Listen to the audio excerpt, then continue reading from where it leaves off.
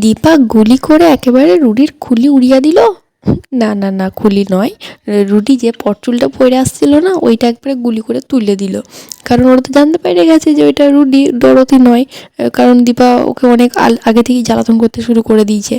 দীপার মুখ দেখতে চাইছিল আবার, দীপা কিন্তু মুখ দেখায়নি।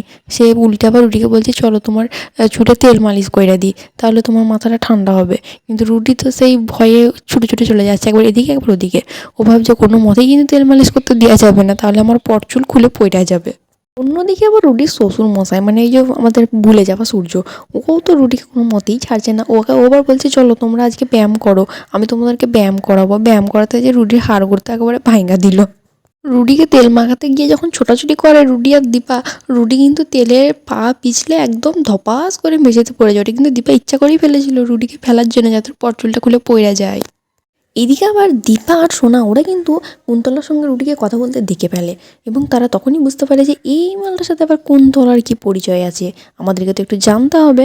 সে তখন কি করে, রুডিকে তখন একটা ভয় দেখায়। দীপা একদম বন্দুক নিয়ে চলে আসে, বন্দুক নিয়ে বলে, তুমি কে সত্যি করে বলো, নাহলে আজকে তোমার গুলি করে খুলি উড়িয়ে দেবো। কুন্তলা তো ভয়ে সেটে যাবে, তখন ওখান থেকে কেটে পড়ে। কিন্তু বেচারা রুডি কী করবে, কোনো কিছু বুঝতে পারে না। বলে, তোমার পরচুলটা খোলো খোলো বলছি পরচুলটা, কিন্তু রুডি তো ভয়ে খুলতে পারে না, জানলে ও ধরা পড়ে যাবে, ও ডরথি রূপটা আসল বেরিয়ে যাবে। তখন ও কী করবে ভেবে পায় না। তো বন্ধুরা, ও কী করবে তোমরা বলো এবার।